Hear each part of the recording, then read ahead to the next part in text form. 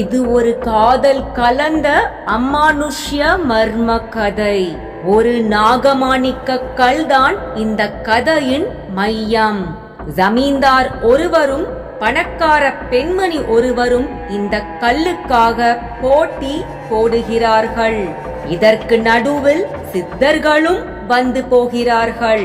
இறுதியில் நாகமாணிக்க கல் யார் கைக்கு போனது? வாங்க கதைக்குள்ள போகலாம். படகு போன்ற ஒரு உயர் ரக கார் சொக்கிக்குளம் அம்பாரி மாளிகை என்னும் அந்த பிரம்மாண்ட மாளிகைக்குள் நுழைந்தது. காரில் இருந்து இறங்கினால் லயன் லக்ஷ்மி என்று எல்லோராலும் அழைக்கப்படும் அந்த மாளிகையின் எஜமானி. எஜமானர் சக்கரவர்த்தி சாரநாதன் ஒரு விமான விபத்தில் வானத்திலேயே உயிரை விட்டு இருந்தார். அவர் உடம்பு என்று கிடைத்ததெல்லாம் ஓர் 5-6 கிலோ சதைக்கோளங்கள்தான். அவற்றை வைத்து ஒரு மணிமண்டபம் கட்டியிருந்தாள் லக்ஷ்மி. கூம்பு வடிவ கூரையுடன் சுற்றிலும் ஏராளமான பூச்செடிகளோடு பார்க்கவே ரம்மியமாக இருக்கும். அதில் நடுநாயகமாய் கோட்டும் சூட்டுமாய் சிரித்தபடி இருக்கும் சக்கரவர்த்தி சாரநாதனின் புகைப்படம். லயன் லக்ஷ்மி வீட்டுக்குள் நுழைந்து காரை விட்டு இறங்கியதும் முதலில் மணிமண்டபம் பக்கமாய் திரும்பி ஒரு பார்வை பார்ப்பாள். கண்களை மூடி இறந்துவிட்ட கணவரை நினைத்து ஒரு குட்டி பிரார்த்தனை. பிறகுதான் உள்ளே நுழைவாள். இன்றும் பிரார்த்தனையை முடித்து உள்ளே நுழைந்தாள். அவள் பின்னாலேயே ஒரு மூட்டை கோவில் பிரசாதங்களை தட்டு தட்டாய் ஒன்றன் மேல் ஒன்றாய் ஏந்தி பிடித்தபடி சென்றான் டிரைவர் ஞானமணி. ஞானமணிக்கு 50 வயது ஆகிறது. திருச்செந்தூர் பக்கம் ஆறுமுகநேரியைச் சேர்ந்தவன். லயன் லக்ஷ்மிக்கும் அந்த பக்கம்தான். அவள் வாழ்க்கைப்பட்டு வந்த இடம் மதுரையாகிவிட்டது. இன்று மதுரை சொக்கிக்குளத்தில் லயன் லக்ஷ்மி இல்லாமல் ஒரு நிகழ்ச்சி கூட நடப்பதில்லை. லயன்ஸ் கிளப் கவர்னராக இருப்பதால் லயன் பட்டம் அவளோடு ஒட்டிக்கொண்டு விட்டது. குணத்திலும் லக்ஷ்மி அந்த லயன் போலத்தான். கோபத்தில் சிலிர்த்து கொண்டு பாயும் சிங்கத்தின் முகமும் லக்ஷ்மியின் முகமும் கிட்டத்தட்ட ஒன்று போலத்தான் இருக்கும். பலருக்கு அந்த நாளைய ராணி மங்கம்மாளே திரும்ப பிறந்து வந்திருப்பதாகத்தான் நினைப்பு. எனவே லக்ஷ்மி வருகிறாள் என்றாலே ஓர் அமைதி நிசப்தம் எப்படியோ ஏற்பட்டுவிடும். தனது அம்பாரி மாளிகைக்குள் நுழைந்த லக்ஷ்மிக்காக மதுரையை சேர்ந்த ஊர் பிரமுகர்கள் பலரும் காத்திருந்தார்கள். அதில் மாஜி எம்எல்ஏ ராஜதுரையும் இருந்ததுதான் ஆச்சரியம். அரசியல் விஷயத்தில் லக்ஷ்மிக்கு அலர்ஜி உண்டு. யாரையுமே அருகேயே சேர்க்க மாட்டாள். இந்த முன்னாள் எம்எல்ஏ ராஜதுரை மட்டும் எப்படி வந்தான்? பார்வையில் கேள்வியோடு அவளது உதவியாளராக உலாவரும் சிட்டி என்கிற சிட்டி பாபுவை பார்த்தாள். சிட்டி பாபுவுக்கு பழுக்கை தலை. ஆனால் 40 வயதுதான் ஆகிறது. ஆந்திராக்காரர். பார்வையாலேயே சிட்டி பாபுவுக்கு ஓர் அழைப்பு வைத்தபடி மாடிப்படி ஏறத் தொடங்கினாள் லக்ஷ்மி. அவளுக்காக காத்திருந்தவர்கள் ஏதோ அம்பிகையையே பார்த்துவிட்டது போல எழுந்து நின்று வணக்கம் சொல்லிவிட்டு நின்றபடியே காட்சி தந்தார்கள். சிட்டிபாபு தான் அன்போடு மேடம் என்று அழைக்கும் லயன் லக்ஷ்மியை பின்தொடர்ந்து ஓடினான். அவனது கையில் அவன் எப்போதும் பிடித்தபடி இருக்கும் நீல நிற டைரி. லக்ஷ்மி தன் ரகசிய அறைக்குள் நுழைந்தாள். இதமான ஏசி குளிர், மிதமான மனம், கடல் நுரையை கொண்டு செய்தது போன்று மெதுமெதுப்பான சோஃபா. அதில் களைப்போடு அமர்ந்தவள் சற்று கோபமாக திரும்பினாள். சிட்டி, மேடம், எங்கயா வந்தான் அந்த மாஜி எம்எல்ஏ? தெரியாதுங்க மேடம், நான் எவ்வளவு கேட்டாலும் சொல்ல மாட்டேங்கிறாரு. அரசியல்வாதிகளை நான் பார்க்கறதே இல்லைன்னு சொல்ல வேண்டியது தானே? சொன்னேன் மேடம். ஆனா அந்த ஆளோ நான் அரசியல்வாதியா வரல, மேடமும் நானும் ஒரே ஜாதி, கூட்டி கழிச்சா தூரத்து சொந்தம், நான் வந்திருக்கிறது வேற ஒரு முக்கியமான விஷயம்னு சொல்றாரு மேடம். என்னையா பெரிய முக்கியமான விஷயம்? இன்னைக்கு இவன், நாளைக்கு இன்னொரு கட்சிக்காரன் வரிசையா வருவாங்க. அப்புறம் கட்சி நிதி, சிலை வைக்க நிதின்னு ஆரம்பிப்பாங்க. மறுத்தா அதிகாரிகளை வச்சு திடீர் சோதனை, அது இதுன்னு தொல்லை தருவாங்க. என் புருஷன் இவங்க கிட்ட சிக்கி அவதிப்பட்டது போதாதா? மேடம், இந்த ஒரு தடவை மட்டும் அவரை பார்த்து அனுப்பிடுங்க. அடுத்த தடவை நம்ம அரண்மனை பக்கமே வராதபடி நான் பார்த்துக்கிறேன் மேடம். இந்த தடவையே அவன் என்ன விழுங்காம நான் பார்த்துக்கணுமேயா? அதெல்லாம் எதுவும் ஆகாது மேடம். உங்களை விழுங்க ஒருத்தர் இனிமேதான் பொறக்கணும். போதும்யா, நீயும் உன் பங்குக்கு ஐஸ் கட்டிய வைக்காத. ஆமா, வேற யாரெல்லாம் வந்திருக்காங்க? சினிமா தியேட்டர் ராஜாங்கம், ரைஸ் மில் ராஜேந்திரன், காற்றாலை கண்ணையன், அப்புறம் உள்ளூர்ல வீரகாளியம்மன் கோவில் தர்மகத்தா.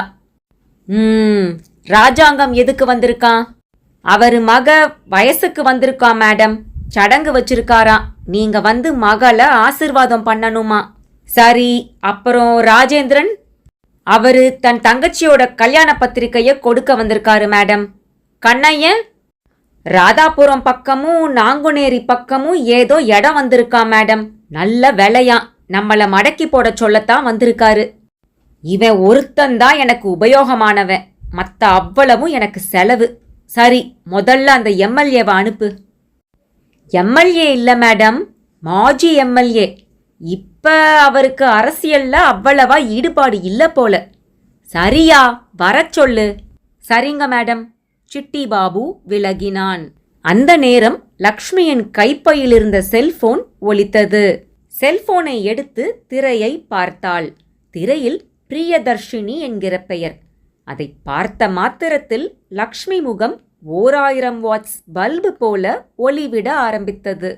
பிரியா, ஆம்மா, எப்படிடா இருக்க? நல்லா இருக்கேம்மா. நான் இப்ப மதுரைக்கு தான் கிளம்பி வந்துட்டு இருக்கேன். என்னோட ஸ்டடீஸ் முடிஞ்சிடுச்சு. அட, எவ்வளோ சந்தோஷமான விஷயத்த சொல்லி இருக்க. ஆமா, எப்போடா வர்ற?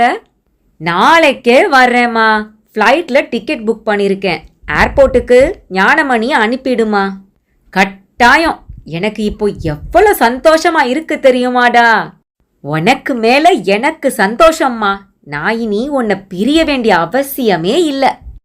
சரிடா, சீக்கிரமா வா. மற்ற விஷயங்களை நேர்ல பேசிக்கலாம். இங்க அம்மாக்காக சிலர் வெயிட் பண்ணிட்டு இருக்காங்க. சரிம்மா, பாய். பிரியா என்கிற பிரியதர்ஷினி அந்த பக்கமாய் அடங்கினாள். ஆனால் லக்ஷ்மி வரையில் ஓர் இன்பச் சுவை அவளுக்குள் பொங்கத் தொடங்கியிருந்தது. சற்று நேரத்தில் கச்சிதமாக கும்பிட்டபடியே மாஜி எம்எல்ஏ உள்ளே நுழைந்தார். வணக்கம்மா. வணக்கம், உட்காருங்க. நீங்க இன்னும் என்ன ஒரு அரசியல்வாதியாவே பாக்குறீங்கன்னு நினைக்கிறேன். ஆனா நான் இப்ப அதை விட்டு விலகிக்கிட்டே இருக்கேன். ஏன் அப்படி? அதுலயும் நீங்க எம்எல்ஏவாவே இருந்தவரு. ஆமாங்க, இந்த தடவை கட்சியில எனக்கு சீட்டு தரல. இத்தனைக்கும் 25 லட்சம் ரூபாயோடத்தான் என் தலைவரை பார்த்தேன். ஆனா 50 லட்சத்தோட போய் ஒருத்தன் சீட்டை பிடிச்சிட்டான். அரசியல்ல இருந்தா அதிகாரம் எப்பவுமே கையில இருக்கணுமா. பவர் இல்லையா விலகிடணும். அதான் விலகிட்டேன். இப்ப நான் மாஜி எம்எல்ஏ தாங்க. சரி, நீங்க வந்த விஷயத்த சொல்லுங்க. அம்மா, நான் வந்திருக்கிறது ரொம்ப முக்கியமான விஷயங்க. சொல்லுங்க. உங்களுக்கு நரிக்குடி ஜமீன் நல்லமணி ஐயாவை தெரியும்னு நினைக்கிறேன். நல்லாவே தெரியும். எல்லா விதத்திலும் என் ஆஸ்தி பாஸ்திக்கு சமமான ஒரே ஆளு. அவருக்கு என்ன? இல்ல, அவருக்கு ஒரே பேரன். பேரு மணிகண்ட பிரபு. பிரபுன்னு கூப்பிடுறாங்க. சரியான படிப்பில்ல. அதனால தொழில இறக்கி விட்டுட்டாரு. சரி, இதெல்லாம் எதுக்கு என்கிட்ட சொல்றீங்க? இல்லங்க, நல்லமணி ஐயா அவங்க பேரன் பிரபுவுக்கு உங்க பொண்ணை கல்யாணம் பண்ணி வைக்கணும்னு ஆசைப்படுறாரு. மாஜி எம்எல்ஏ சொல்லி முடித்த அடுத்த நொடி லக்ஷ்மியின் முகமானது பரங்கி பழம் போல சிவந்து விட்டது. ஓ, அரசியல்ல இருந்து விலகிட்டு புரோக்கர் தொழிலுக்கு மாறியாச்சோ? லக்ஷ்மியிடம் ஆவேசம் ஆரம்பமாயிற்று. அவசரப்பட்டு எதையாவது பேசாதீங்கம்மா. நல்லமணி ஐயா ஆசைப்படுறதுக்கு பின்னாடி ஒரு சரியான காரணம் இருக்கு. இதோ பார், என் மகா ஒரு பிஇ பட்டதாரி. ஒரு படிப்பில்லாதவனுக்கு பணம் இருக்குங்கிறதுக்காகலாம் என் பொண்ணை தரமாட்டேன். எனக்கு வரப்போற மாப்பிள்ளைய பில்கேட்ஸ் அந்தஸ்துக்கு யோசிச்சு வச்சிருக்கேன். இத போய் அந்த நல்லமணி கிட்ட சொல்லு போ. அம்மா, நீங்க ரொம்ப அவசரப்படுறீங்க. நான் சொல்ற காரணத்தை கேட்டுட்டு அப்புறம் நீங்க எதுவா இருந்தாலும் பேசுங்க. என்னய்யா பெரிய காரணம்? அத நான் கையோடையே கொண்டு வந்திருக்கேங்க. மாஜி எம்எல்ஏ பேச்சோடு பேச்சாக தன் கைப்பையில் இருந்து ஒரு சிறு மரப்பெட்டியை எடுத்து திறந்தார். அந்த மரப்பெட்டிக்குள் கருநீல நிறத்தில் புளியங்கொட்டை அளவில் ஒரு நாகமாணிக்கக் கல். மிக அபூர்வமான கல். அப்படியொரு கல் நரிக்குடி ஜமீனில் இருப்பது பற்றி லக்ஷ்மியும் கேள்விப்பட்டிருக்கிறாள். ஆனால் அவள் அதை நம்பியதில்லை. இன்று ராஜதுரை அதை நேரில் காட்டவும் லக்ஷ்மியிடம் ஒரு திக்குமுக்காடல்.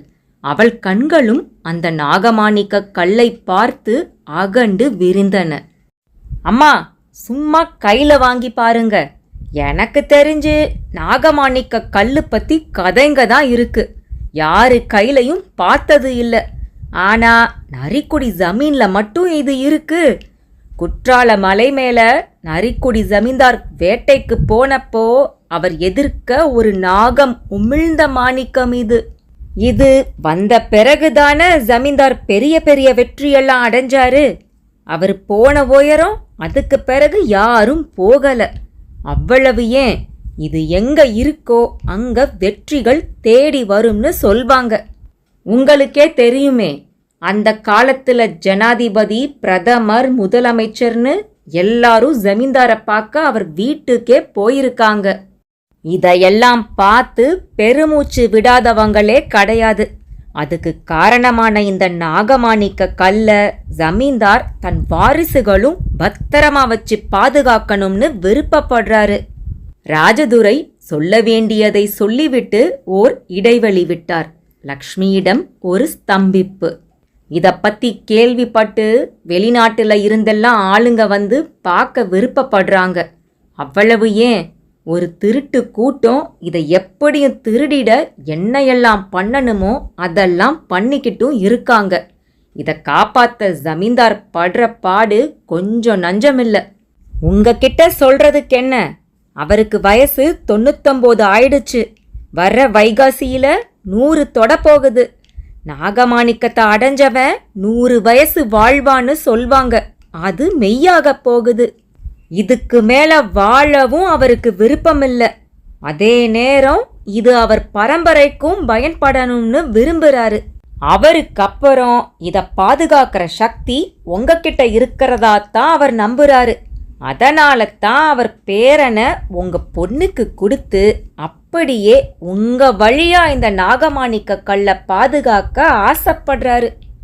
மாஜி எம்எல்ஏ ராஜதுரையோட இந்த பெரிய விளக்கம் லயன் லக்ஷ்மியை யோசிக்க வைக்குது. கண்கள் என்னவோ அந்த நாகமாணிக்க கல்லின் மேலேயே, கூடவே மனதிலும் ஒரு சந்தேகம். இன்றைக்கெல்லாம் 100 கோடி ரூபாய்க்கே இதை வாங்க ஒரு கூட்டம் தயாராக உள்ளது. அப்படி இருக்க ஒரு நிறம் மாறும் அரசியல்வாதியிடம் இவ்வளவு பெரிய பொக்கிஷத்தை கொடுத்துவிட ஜமீன்தாருக்கு எப்படி மனம் வந்தது? இப்படி ஒரு கேள்வி லக்ஷ்மியை கொடையத் தொடங்கியது. அப்பொழுது அவளது செல்போன் அழைத்தது. எழுந்து சென்று அதற்கு காது கொடுத்தாள். யாரு, லக்ஷ்மி தேவியா? மறுமுனையில் நடுங்கும் நல்லமணி குரல். லக்ஷ்மிக்கு அந்த குரலே காட்டிக் கொடுத்து விட்டது.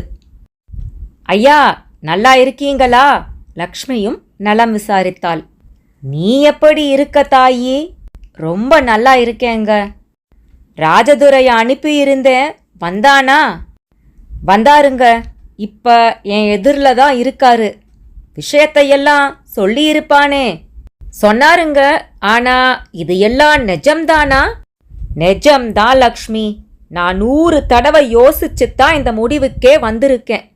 நான் இப்படி அந்த நாகமாணிக்க கல்லை கொடுத்தது கூட வெளியில யாருக்கும் தெரியாது, தெரியவும் கூடாது. நான் எதுக்குங்க இதையெல்லாம் சொல்ல போறேன்? நீ சொல்ல மாட்ட. அந்த ராஜதுரை ஒரு ஓட்டவாயன். ஆகையால அவன் அக்கம் பக்கம் சொன்னாலும் சொல்லிடுவான். எனக்கும் அவர் மேல சந்தேகம்தான். ஆனா நீங்க தான் அவசரப்பட்டுட்டீங்க. எனக்கு ஒரு ஃபோன் பண்ணினா நானே நேர்ல வந்துட்டு போறேன். இல்ல தாயி, நீ என்ன பார்க்க வந்தா அதுக்கு வேற அர்த்தம், நான் வந்தாலும் அதுக்கு வேற அர்த்தம். இப்படி நடந்துக்கிறது தான் ஒரே நல்ல வழி. இப்ப இந்த ஆள் வெளியே யார்கிட்டயாவது சொல்லிட்டா? சொல்ல மாட்டான். சொல்றதுக்கு அவன் உயிரோட இருந்தா தானே. ஐயா, என்ன சொல்றீங்க? இப்ப கூட அவன் ஒரு மோசடி வேலை பண்ணாலும் பண்ணியிருப்பான். அதாவது உண்மையான நாகமாணிக்க கல்லை எடுத்து வச்சுட்டு போலிய உனக்குன்னு வச்சு இருக்கலாம். ஐயா, நானும் அதையே தாங்க நினைச்சேன். நீ ஒன்னு பண்ணு, உன் ஆளுங்களை விட்டு அவனை சோதனை போடு, ஒரிஜினல் கிடைச்சிடும். எதுக்குங்க? அப்புறம் என் ஆளுங்களுக்கெல்லாம் இந்த விஷயம் தெரிஞ்சிடும். நானே பாத்துக்கிறேங்க. அதுதான் லக்ஷ்மி. சரி, அவன்கிட்ட ஒரிஜினல் இருந்தா எடுத்துக்கிட்டு எனக்கு தகவல் கொடு. உன் வீட்ல இருந்து அவ வீட்டுக்கு உயிரோட போகக்கூடாது. போற வழியிலேயே கதைய முடிக்க வேண்டியது ஏன் பாடு. எதுக்குங்க இவ்வளவு பெரிய ரிஸ்க் எல்லாம் எடுக்கிறீங்க? தாயி, நான் இன்னும் சில மாதங்கள் உசுரோட இருந்தாலே ஜாஸ்தி. அவனோ சரியான திருட்டு பைய. எம்எல்ஏவா இருந்து ஊர் பணத்தை அள்ளி அள்ளி தின்னவன். அவன் பதவியில இருந்தப்போ அவனோட காரு மோதி செத்தவனோட மகன் என்கிட்ட வந்து அழுதான். அவன்தான் இப்போ அவனுடைய கணக்கையும் முடிக்க போறான். உப்ப தின்னவன் தண்ணி குடிக்க போறான். நாம எதுக்கு கவலைப்படணும்? அது வாஸ்தவம் தாங்க. இருந்தாலும் பெரியவங்க என்ன நம்பி இவ்வளோ பெரிய பொறுப்பை ஒப்படைச்சிருக்கீங்க. நான் இதுக்கு ரொம்ப கடமைப்பட்டிருக்கேங்க. பெரிய வார்த்தையெல்லாம் எதுக்கு தாயி? என் பேரனுக்கு உன் பொண்ணை கொடுப்பத்தானே. சந்தேகமே வேண்டாம். உங்க பேரன்தான் இனி என் மருமகன். என் மகளும் இப்பதான் படிப்பு முடிஞ்சு வந்துட்டு இருக்கா. அவகிட்டையும் ஒரு வார்த்தை சொல்லிட்டு நானே உங்களை திரும்ப கூப்பிடுறேங்க. ரொம்ப சந்தோஷம் லக்ஷ்மி. இனம் இனத்தோடத்தான் சேரணும், பணம் பணத்தோடத்தான் சேரணும். நாம சேரப்போறோம். போனை அணைத்துவிட்டு மாஜி எம்எல்ஏ ராஜதுரை பக்கம் திரும்பினாள் லக்ஷ்மி. பின் நாகமாணிக்க கல்லை பார்த்தாள். திரும்பவும் ராஜதுரையை ஒரு பார்வை பார்த்தாள். என்னம்மா அப்படி பாக்குறீங்க? இல்ல, நாகமாணிக்க கல்லு கண்ணை பறிக்கும்னு சொல்லுவாங்க. ஜமீன்தாரும் சும்மா கொழுக்கட்டை சைஸ்ன்னு சொன்னாரு. ஆனா இதுல புளியங்கொட்டை அளவு தானே இருக்கு. ஐயோடா, ஜமீன்தாரு என்கிட்டயே வேலைய காட்டுறாராக்கும். என்ன நம்பி அவர் இதை கொடுக்கும் போதே நான் பயந்தேன். இதை நான் அமுக்கிறதுன்னு முடிவு பண்ணி இருந்தா இதை எடுத்துக்கிட்டு இவ்வளவு தூரம் வந்திருப்பேனா? பாஸ்போர்ட் எல்லாம் தயாரா இருக்கு. சிங்கப்பூர் மலேசியான்னு பறந்திருப்பேன். என்ன புரிஞ்சுக்கோங்க.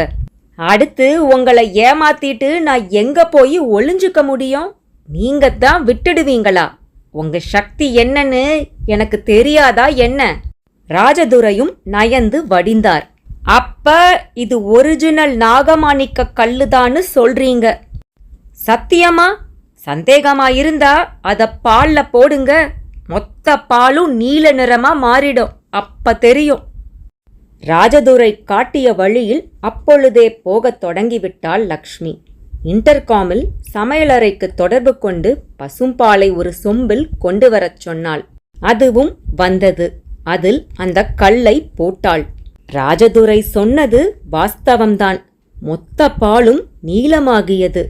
அப்பாடா என்று ராஜதுரையும் பெருமூச்சு விட்டார். குட், சரி, நீங்க போகலாம். லக்ஷ்மி உடனேயே ராஜதுரைக்கு ஒரு டாட்டா காட்டினாள்.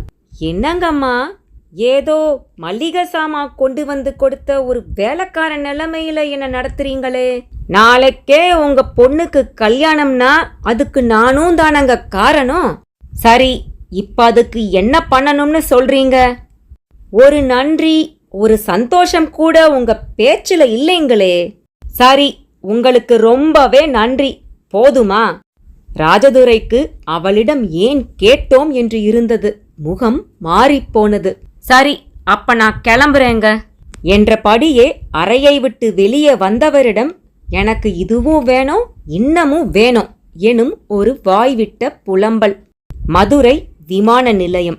நீலவண்ண விமானம் ஓடுதளத்தை முத்தமிட்டபடியே சீறி முடித்து நின்றது. உள்ளிருந்து பலர் வெளிப்பட்டனர்.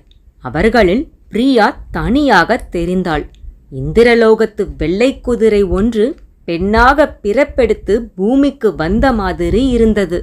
அவளைக் கண்டதும் ஞானமணி ஓடிச் சென்று பிரீஃப் கேஸ், பேக், லேப்டாப் எல்லாவற்றையும் வாங்கி டிக்கியில் வைத்தான். காரும் கிளம்பியது. விமான நிலையத்துக்கு வெளியே கார் வரவும் ஹெல்மெட் அணிந்த முகம் தெரியாத ஒரு இளைஞன் தன் பைக்கில் அந்த காரை படு வேகமாக பின்தொடர்ந்து வந்தான். பிரியாவின் கார் நல்ல வேகம் எடுத்தது. அதே வேகத்துக்கு அந்த இளைஞனின் பைக்கும் காரை துரத்தத் தொடங்கியது. ஹெல்மெட் இளைஞன் ஒருவன் வேண்டுமென்றே துரத்துகிறான் என்பது காரை ஓட்டும் ஞானமணிக்கு தெளிவாகிவிட்டது. அம்மா, பாத்தீங்களா, ஒருத்தன் விடாம துரத்திக்கிட்டு வர்றான். பார்த்தேன். அம்மா, அப்படியே காரை சைடுல ஒடிச்சு வண்டியோட அவன் தலை குப்புற விழும்படி செய்யட்டுமா? ஐயோ, அப்படியெல்லாம் எதையாவது பண்ணி வைக்காத. காரை அப்படியே ஓரமா நிறுத்து. இல்லம்மா, நிறுத்துன்னா நிறுத்து. அப்படியே அவனையும் மடக்கு. அவன் யாரு, எதுக்கு துரத்துறான்னு எல்லாத்தையும் பார்த்துடுவோம். பிரியாவிடமும் லயன் லக்ஷ்மியின் துணிச்சல். ஞானமணியும் காரை சர்ரென்று ஓரம் கட்டி நிறுத்தினான். அதே வேகத்தில் இறங்கி பைக்காரனையும் வழிமறித்து தடுத்தான். கிரீச்சிட்டு முன்பாகம் வளைய தேங்கி நின்றது அந்த பைக். அந்த இளைஞனும் பைக்கை விட்டு இறங்கினான். டேய், யாருடா நீ? எதுக்குடா எங்க காரை ஃபாலோ பண்ணின? உள்ள இருக்கிறது யாரு தெரியுமா? ஞானமணி கேள்விகளில் கொந்தளிக்க தொடங்க அந்த இளைஞனும் தன் ஹெல்மெட்டை கழற்றினான். பிரியாவும் காரை விட்டு இறங்கி வந்தாள். அவனை பார்த்தவளுக்கு ஒரே ஆச்சரியம். அஜய் என்றாள் உற்சாகமாக. அவன் பதிலுக்கு ஒரு புன்முறுவல் பூக்க ஞானமணிக்குத்தான் ஏமாற்றமாகிவிட்டது. என்னம்மா, இந்த தம்பிய உங்களுக்கு ஏற்கனவே தெரியுமா? தெரியுமாவா? அஜய் என்னோட கிளாஸ்மேட். ஏய், என்னப்பா இது, இப்படித்தான் துரத்திக்கிட்டு வருவியா? எல்லாம் ஒரு ஜாலிக்குத்தான் பிரியா. ஆமா, இவர்தான் உன் கார் டிரைவரா? அலெக்சாண்டர் மாதிரியே ஆவேசப்படுறாரு. அலெக்சாண்டர் மாதிரியா? என்ன அஜய், அவரெல்லாம் நீ பார்த்திருக்கியா? ஓ, ஹாலிவுட் படத்துல. அவனது சாதுரியமான பதிலுக்கு அவள் ஒரு பலத்த சிரிப்பு சிரித்தாள். ஆமா, நான் வரப்போறது உனக்கு எப்படி தெரியும்? ஓ ரூம்மேட் இருக்காளே, ஸ்டெல்லா. ஓ, அவ சொன்னாலாக்கும். அது சரி, நீ எப்ப வந்த? நான் நேத்தே வந்துட்டேன். சரி, எனக்கு நேரமாச்சு. எங்க அம்மா அப்படியே துடிச்சுக்கிட்டு இருப்பாங்க. அப்புறம் பார்க்கலாம். அப்புறம்னு சொல்ற? சரி, எப்போ, எங்க? பறக்காதடா, அதான் செல்போன்னு ஒன்னு இருக்குல்ல, அதுல பேசு, சொல்றேன். பிரியா அவனிடம் சொல்லிக்கொண்டே காரில் ஏறினாள். மீண்டும் அது வேகம் எடுத்து ஓடத் தொடங்கியது. காருக்குள், அம்மா, நான் நிஜமாவே கொந்தளிச்சுட்டேங்க. நல்ல வேளை அந்த தம்பி உங்களுக்கு தெரிஞ்சவரா இருக்கவும் தப்பிச்சிட்டாரு. சரி ஞானமணி, காரை பார்த்து ஓட்டு. ஆமா, அம்மா எப்படி இருக்காங்க? மருந்து எல்லாம் ஒழுங்கா சாப்பிட்டு காலையில வாக்கிங் போறாங்களா? அதெல்லாம் ஒரு பிரச்சனையும் இல்லம்மா. நீங்க அவங்கள பிரிஞ்சிருக்கிறதத்தான் அவங்களால தாங்கிக்க முடியல. தினமும் படுக்க பக்கத்துல உங்க படம் இருக்கும்னா பாத்துக்கோங்களேன். ஞானமணி சொல்லும் போதே பிரியாவுக்கு கண்களில் கண்ணீர் கூடு கட்டிவிட்டது. ஆனா இனிமே என்னம்மா, நீங்கத்தான் கூடவே இருக்க போறீங்களே, என்ன மாப்பிள்ளையையும் வீட்டோட இருக்கிற மாதிரி பிடிக்கணும். ஞானமணி தனது சகஜமான பேச்சில் ஆழமான விஷயத்தையும் தொட்டுவிட்டான். பிரியாவுக்கு சொல்லென்று கோபம் வந்தது. இதுக்குத்தான் ஞானமணி உன்கிட்ட அதிகம் பேசக்கூடாதுங்கிறது. உடனேயே முக்கியத்துவம் எடுத்துக்குவ. ஐயோ அம்மா, மன்னிச்சுக்கோங்க. என்னத்த மன்னிச்சுக்கோங்க? அது என்ன வீட்டோட மாப்பிள்ள? அப்படி ஒருத்தன் என் கூட இருக்க சம்மதிச்சா அவன் எல்லாம் ஒரு ஆம்பளையா? அம்மா அம்மா, இப்படி தப்பா எடுத்துக்கிட்டீங்களே. நம்ம பெரியம்மா ஆசைப்பட்டதைத்தான் அப்படி சொல்லிட்டேன். முட்டாள், அம்மா அப்படியெல்லாம் ஆசைப்பட மாட்டாங்க. நீ வளருற. இனி இந்த மாதிரி எங்க தனிப்பட்ட விஷயங்கள்ல எல்லாம் தலையிடாத. பிரியா ஞானமணியை அதட்டி அடக்க கார் தெற்கு வாசல் பாலத்தில் ஏறிக்கொண்டிருந்தது. அப்படியே வலப்புறமாக திரும்பும்போது அங்கே ஏகத்துக்கும் கூட்டம். காரும் நின்றது. அம்மா, ஏதோ விபத்து மாதிரி தெரியுது. சரி ஞானமணி, நீ பார்த்து ஓட்டு. இதுக்குள்ள எங்கம்மா ஓட்டுறது? இருங்க, போக்குவரத்து போலீஸ் கிட்ட போய் நீங்க யாருன்னு சொல்லிட்டு வரேன். கொஞ்சம் கூட்டத்தை விலக்கி வழி விடுவாரு. பதிலோடு காரை விட்டு இறங்கிய ஞானமணிக்கு பகீர் என்றது. எதிரில் ஒரு ஆம்புலன்ஸ். மாஜி எம்எல்ஏ ராஜதுரையின் இரத்த சகதியான உடம்பு அதில் ஏற்றியபடி இருந்தது.